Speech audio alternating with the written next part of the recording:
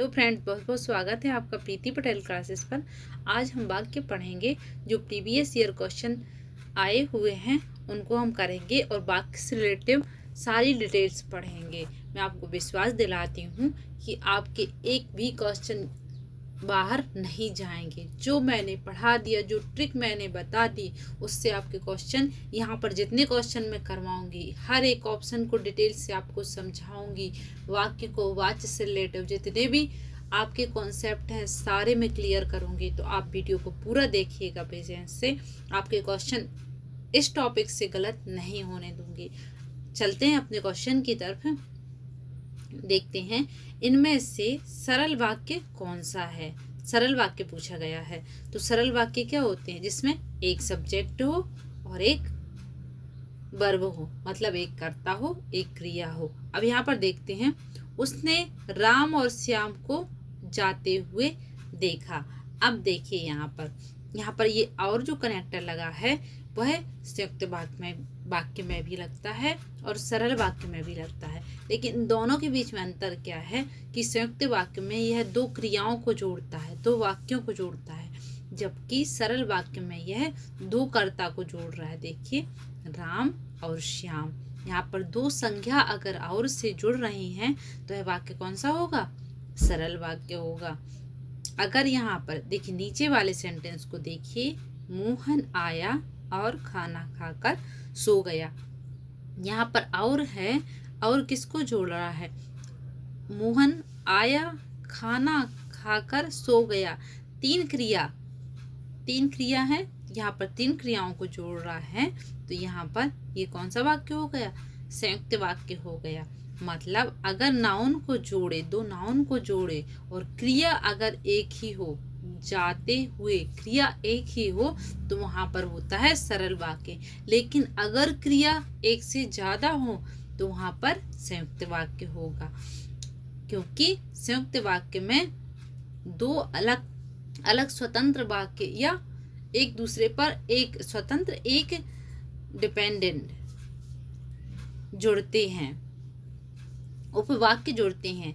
जब गर्मी पड़ती है तब फसल पकती है।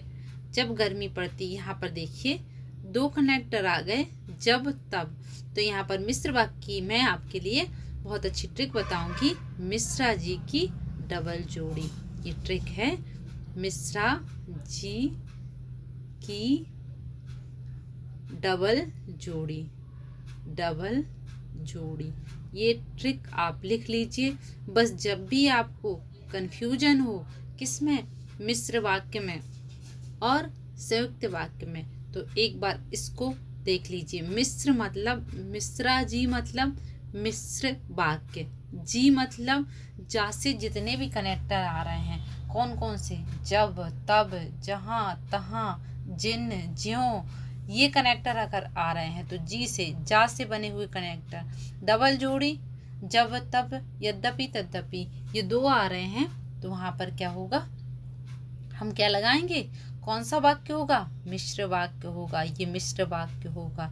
जी आ जाए, की आ जाए, कहीं डबल जोड़ी आ जाए, डबल जोड़ी जब तब, जैसे यहाँ पर अभी हमने पढ़ा, जब तब, ज्यों त्यों, जहाँ तहाँ, और जिन आ जाए, ज्यों आ जाए, ये जी आ जाए कहीं पर, तो जी वाला कनेक्टर आ जाए, तब हम क्या करेंगे? मिश्र वाक्य। की आ जाए कहीं पर कनेक्टर में जोड़ते समय दो सेंटेंस को, दो वाक्यों को, तब हम क्या करेंगे? वहां पर मिश्र वाक्य होगा।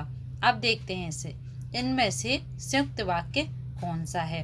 राम और श्याम मिलकर पढ़ते हैं। अब देखिए यहाँ पर ही सरल वाक्य है, क्योंकि दो नाउन है और एक ही क्रिया है उनकी, दोनों मिलकर पढ़ते हैं। इस बार अच्छी बरसात हुई है, ये भी अपना सरल वाक्य है। मैं आगे बढ़ गया और वह पीछे रह गया। अब यहाँ पर देखिए ये कनेक्टर किसको जोड़ रहा है? दो अलग अलग सेंटेंस को, जिसमें एक ये करता है, उसके उस कर्ता का ये क्या है? बढ़ गया। ये गया क्या? बढ़ना क्या है? क्रिया है। यहाँ पर वह करता है, उसकी क्रिया क्या है? रह गया। तो दो वाक्यों को और ने जोड़ा, इसी वजह से ये कौन सा वाक्य हुआ? ये हुआ संयुक्त वाक्य। ठीक है, इसको थोड़ा सा हम और डिटेल पढ़ लेते हैं, मिश्र वाक्य और संयुक्त वाक्य को, ताकि आपके कॉन्सेप्ट क्लियर हो जाएं और आपके क्वेश्चन एक भी ना छूटें। चाहे वाक्य से रिलेटिव कुछ भी पूछा जाए तो आपके देखिए आपको डिटेल से ही पढ़ना पड़ेगा, क्योंकि एक एक नंबर भी बहुत मायने रखता है सिलेक्शन के लिए। तो हम थोड़ा सा इसके बारे में डिटेल से पढ़ लेते हैं कि इस टॉपिक से आपके क्वेश्चन कभी भी गलत ना हों। देखिए, वाक्य के प्रकार, वाक्य सार्थक शब्दों का वह व्यवस्थित जिसमें अपेक्षित अर्थ प्रकट हो वाक्य कहलाता है। ऐसा नहीं निरर्थक हो सकता है कि क्रिया सही है, सब कुछ ग्रामर की दृष्टि से वह वाक्य सही है, लेकिन आप बोलते हैं तो उसका कोई अर्थ ही नहीं निकल रहा, तो वह वाक्य नहीं होगा। वाक्य क्या है? जो सार्थक अर्थ दे। यहाँ पर वाक्य के तत्व कौन कौन से होते हैं? सार्थकता, योग्यता, आकांक्षा, निकटता, पदक्रम, अन्वय। ये कितने 6 तत्व होते हैं वाक्य के। सार्थकता क्या होती है? यह वाक्य का प्रमुख गुण है। वाक्य कुछ ना कुछ सार्थक अवश्य होना चाहिए, मतलब उसका अर्थ होना चाहिए। योग्यता क्या है? वाक्य में भावों का बोध कराने वाली योग्यता होनी चाहिए, मतलब आप क्या बोलना चाह रहे हैं, आपके भाव सामने वाले की समझ में आ जानी चाहिए। प्रखर बाजार के सम्मुख जा रहा है, इस वाक्य में प्रयुक्त सभी सार्थक हैं, सार्थक तो हैं, लेकिन परंतु यह वाक्य सही अर्थ नहीं दे रहा, अर्थ की दृष्टि से सही नहीं है।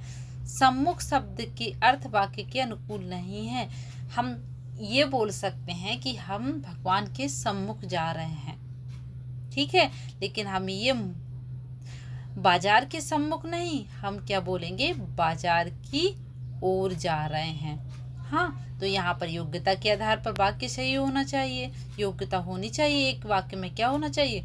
सार्थकता होनी चाहिए, उसका अर्थ सामने वाले को समझ में आए। योग्यता होनी चाहिए, मतलब भाव हो सकता है। ये देखिए, ये वाला तो ग्रामर की दृष्टि से बिल्कुल सही है, ग्रामर की कोई गलती नहीं है, लेकिन ये क्या योग्यता रखता है? नहीं, ये नहीं रखता। सार्थकता क्या है? वह सोचो कि हम बोल दें कि वह पानी खाता है, तो क्या वो अर्थ दे रहा है? सार्थकता नहीं है उसके अंदर। तो ये सार्थकता होना चाहिए, योग्यता होनी चाहिए। आकांक्षा क्या होती है? इनसे क्वेश्चन बनेंगे। आप ये मत सोचिए कि मैं आपको फालतू चीज पढ़ा रही हूँ, इनसे अभी मैं नीचे बताऊंगी आपको कि इनसे कितने क्वेश्चन बने। आकांक्षा क्या है? वाक्य स्वयं इतना पूर्ण होना चाहिए कि भाव समझने की आवश्यकता नहीं हो। जैसे कोई व्यक्ति यदि कहे जाता है कि वाक्य में कर्ता को जानने की इच्छा होगी, मतलब आकांक्षा क्या है? जैसे कि मैं बोलूं कि वो रेड कलर की शर्ट पहने जो लड़का दिख रहा है ना, तो हाँ आप बोलेंगे हाँ दिख रहा है, तो आगे भी तो कुछ बताओ। तब मैं बोलूँगी वो मेरा पड़ोसी है। यहाँ पर ये देखिए, तो वाक्य स्वयं इतना पूर्ण होना चाहिए, भाव समझने की आवश्यकता ना हो। जैसे कोई व्यक्ति यदि कहे जाता है, तो कहाँ जाता है? जाता है, बस ये तो वाक्य है, जाता है, लेकिन अब क्या जाता है, कहाँ जाता है, पूरा नहीं है। तो हमको आकांक्षा हो रही, इच्छा हो रही कि भाई आगे भी तो कुछ बताओ, तभी तो ये इसमें ये तत्व होना चाहिए, आकांक्षा। निकटता होना चाहिए, बोलते समय लिखते समय हम ऐसा ना हो कि बहुत दूर दूर इसको बोलें, आकाश, बाजार, जाता है, ऐसा नहीं। निकटता होना चाहिए बोलते समय भी, लिखते समय। पदक्रम क्या है? वाक्य में पदों को एक निश्चित क्रम होना आवश्यक है। जैसे जाती है प्रज्ञा शहर, क्या इसका पदक्रम सही है? जाती है प्रज्ञा शहर, नहीं, ये क्रम सही नहीं है। हाँ, तो क्रम क्या होना चाहिए? प्रज्ञा शहर जाती है, ठीक है। अन्वय क्या है? वाक्य में व्याकरण की दृष्टि से लिंग, पुरुष, वचन, कारक, काल आदि का क्रिया के साथ ठीक ठीक मेल होना चाहिए। मतलब जैसे कि मैं बोलूं कि प्रज्ञा बाजार जाता है, अब यहाँ पर ये प्रज्ञा, यहाँ पर ये लड़की है, लेकिन यहाँ पर क्रिया से क्या जाता है, तो क्या ये सही होगा? यही अन्वय है। अन्वय, इससे क्वेश्चन पूछे जाएंगे आगे। तो क्या होता है अन्वय? देखिए, लिंग, पुरुष, वचन, कारक, काल और काल का क्रिया के साथ ठीक ठीक संबंध होना चाहिए। ऐसा नहीं है कि यहाँ पर लिंग चेंज कर दिया, यहाँ पर क्रिया जाता है, जाती है की जगह जाता है लगा दिया। कारक, कारक विभक्ति कौन कौन सी है? कर्ता ने कर्म को कर्ण से, ये कारक चिन्ह भी सही होने चाहिए। आगे देखते हैं वाक्य के अंग। वाक्य के अंग कितने होते हैं? उद्देश्य होता है, विधेय होता है। उद्देश्य क्या होता है? जो वाक्य का सब्जेक्ट होता है वह उद्देश्य होता है, और जो उसके बारे में जो बताया जाता है वह सब विधेय होता है। जैसे श्वेता हंसती है, अब यहाँ पर श्वेता क्या है? उद्देश्य है। हंसती है क्या है? विधेय है। अब ये वाक्य इतना बड़ा हो जाए, इतना बड़ा हो जाए, श्वेता के बारे में ही बताया जाए, लेकिन सब तब भी वह क्या कहलाएगा? वह कहलाएगा विधेय, वह विधेय कहलाएगा। हाँ, इस तरह का ये जो सब्जेक्ट रहता ना, कर्ता, कर्ता जो कर्ता रहता है वो क्या होता है? जो कर्ता रहता है, कर्ता ही कहलाता है उद्देश्य। जो कर्ता है, सब्जेक्ट है, जो नाउन या प्रोनाउन फर्स्ट में आता है वो होता है विधेय, और उसके बारे में जो कुछ भी आगे बताया जाए वह सब क्या कहलाता है? सॉरी, जो करता रहता है वह कहलाता है क्या? उद्देश्य, उद्देश्य कहलाता है वह। जो करता रहता है वह कहलाता है उद्देश्य, और पीछे जो कुछ भी उसके बारे में बताया जाए वह कहलाता है विधेय। हाँ, कर्ता में नाउन भी आ सकता है, प्रोनाउन मतलब संज्ञा भी आ सकता है, सर्वनाम। तो संज्ञा सर्वनाम यह होता है उद्देश्य, और पीछे जो कुछ भी आ जाए वह होता है विधेय। आगे देते हैं वाक्य के भेद। देखिए, वाक्य के कई प्रकार से भेद बताए गए हैं, जैसे वाच्य के आधार पर, रचना के आधार पर, अर्थ के आधार पर। यहाँ पर वो मोस्ट IMP कई बार एग्जाम में आया है। वाक्य के वर्गीकरण 3 आधार पर करते हैं, रचना के आधार पर, अर्थ के आधार पर, वाच्य के आधार पर। रचना के आधार पर मोस्ट IMP कई बार पूछा गया है कि रचना के आधार पर वाक्य के कितने भेद होते हैं। तो रचना के आधार पर वाक्य के कितने भेद होते हैं? 3 भेद होते हैं। रचना के आधार पर वाक्य के 3 भेद होते हैं, सरल वाक्य, मिश्र वाक्य, संयुक्त वाक्य। हाँ, सरल वाक्य क्या होते हैं? जिन वाक्यों में मुख्य क्रिया हो उन्हें सरल वाक्य कहा जाता है।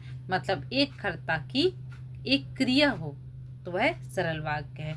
बच्चे पार्क में खेल रहे हैं, एक कर्ता एक क्रिया। पिताजी एक कर्ता है, पढ़ रहे हैं एक क्रिया है। सजल करता है, सो रहा है, एक क्रिया है। मतलब एक वाक्य, कर्ता की क्रिया एक ही हो, क्रिया दो नहीं होनी चाहिए।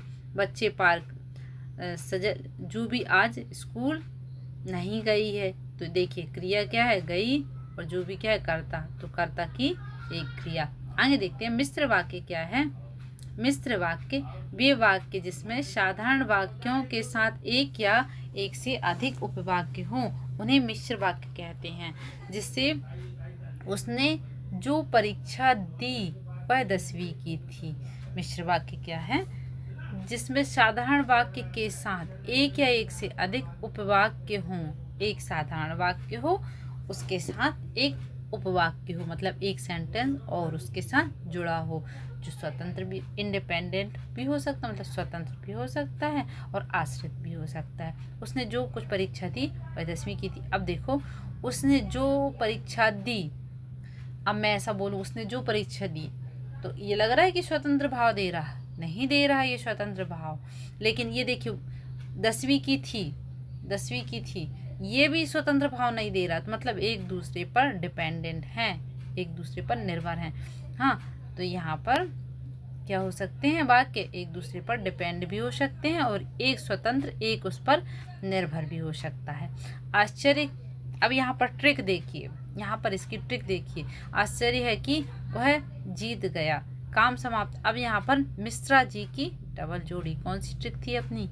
मिश्रा जी की, मिश्रा मतलब मिश्र वाक्य, मिश्रा मतलब मिश्र वाक्य, जी मतलब जी से बनने वाले कनेक्टर, ज्यों, जो, जहाँ, जब, तब। तो यहाँ पर जी से क्या बना? जो आ गया ना। उसने जो परीक्षा दी वह 10वीं की थी। आश्चर्य है कि, अब यहाँ पर देखो जी, मिश्रा जी की किया गया, यहाँ पर ये मिश्र वाक्य है।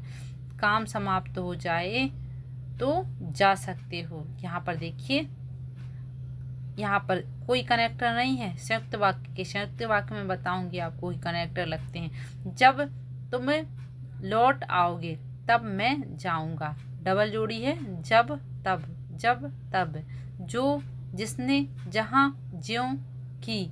यहाँ पर ये शब्द अगर आपको मिल जाए तो आपके कौन सा वाक्य होगा? संयुक्त वाक्य होगा।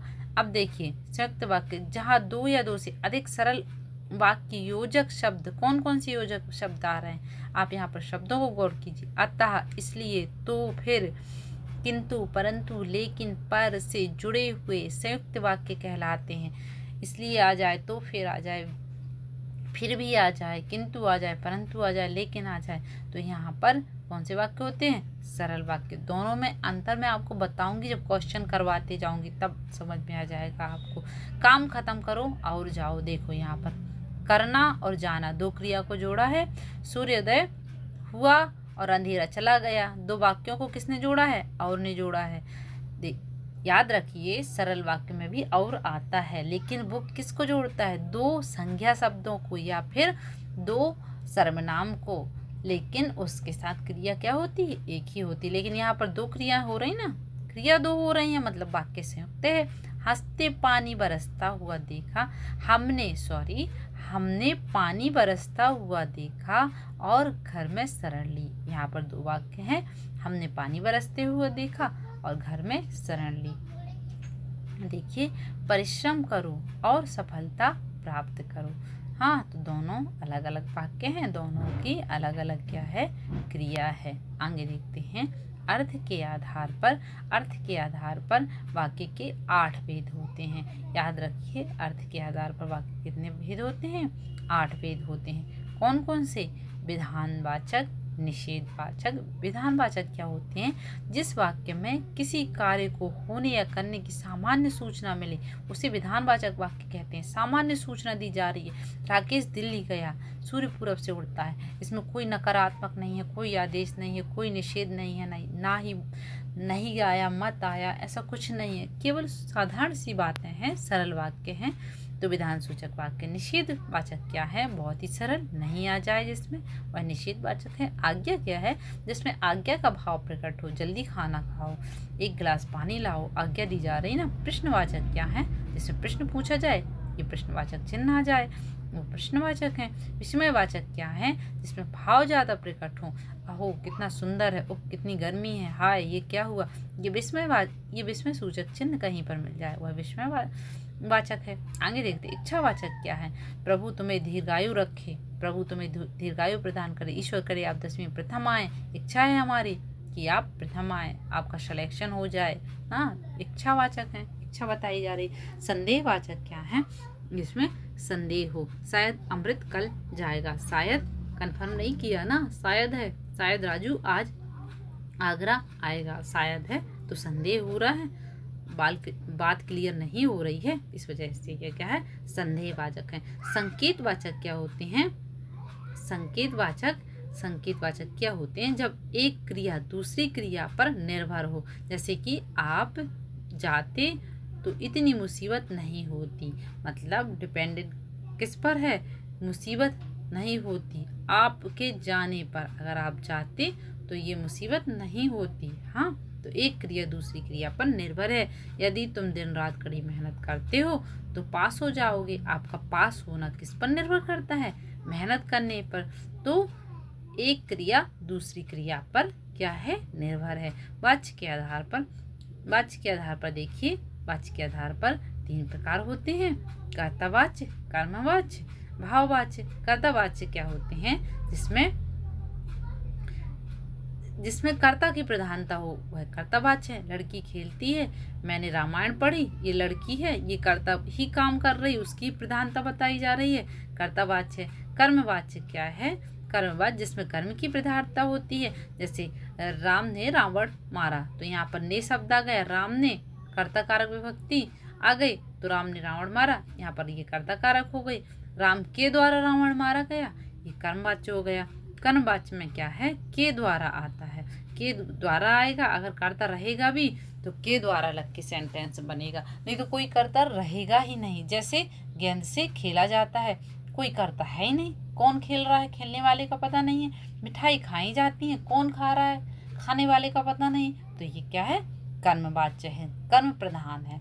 भाववाच्य क्या है, सॉरी, भाववाच्य क्या है, भाववाच्य है जिसमें नहीं आ जाए, नहीं, भावना, भावना बताई जाए।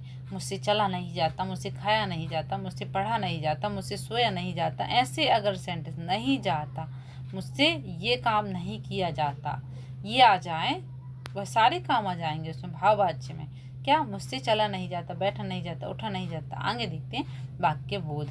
वाक्य बोध, प्रधान वाक्य, उपवाक्य, मिश्रित उपवाक्य की पहचान। अब इसमें प्रधान वाक्य क्या है, उपवाक्य क्या है, आश्रित वाक्य क्या है। मैंने आपको बताया कि आश्रित वाक्य क्या होते हैं, जिसमें क्या आ जाए, जिसमें आ जाए। आश्रित वाक्य कौन से होते हैं, आश्रित वाक्य वो होते हैं जिसमें, जैसे आपसे पूछा जाए कि कौन सा वाक्य आश्रित है, वाक्य उपवाक्य है इसमें, तो यहाँ पर देखिए की आ जाए, जो आ जाए, जिससे आ जाए, यदि आ जाए, क्योंकि आ जाए, आदि क्या होते हैं, आश्रित वाक्य होते हैं। मतलब दूसरे पर क्या होते हैं, वो डिपेंड रहते हैं। मिश्र वाक्य और सरल वाक्य में रूपांतरण कीजिए। मिश्र वाक्य को सरल वाक्य में, अभी वीडियो काफ़ी लंबा हो जाएगा इसलिए इनका रूपांतरण मैं आपको अगले वीडियो में बताऊंगी। संज्ञा उपवाक्य, विशेषण उपवाक्य क्या होते हैं, इनके बारे में बाद में बताऊंगी, क्योंकि अभी अपन को क्वेश्चन भी सॉल्व करना है ना। संज्ञा उपवाक्य क्या होते हैं, वाक्य के बोध, आकांक्षा। अब देखिए इसको थोड़ा सा समझ ही लेते हैं। आकांक्षा क्या है, वाक्य के एक पद को सुनकर आगे जानने की इच्छा क्या है, आकांक्षा। पढ़ चुके अभी। हाँ, मैंने शर्ट का एग्जाम्पल दिया था कि भैया वो ब्लू कलर की शर्ट पहने ना, तो आपकी आकांक्षा होगी, हाँ तो क्या उसके बारे में।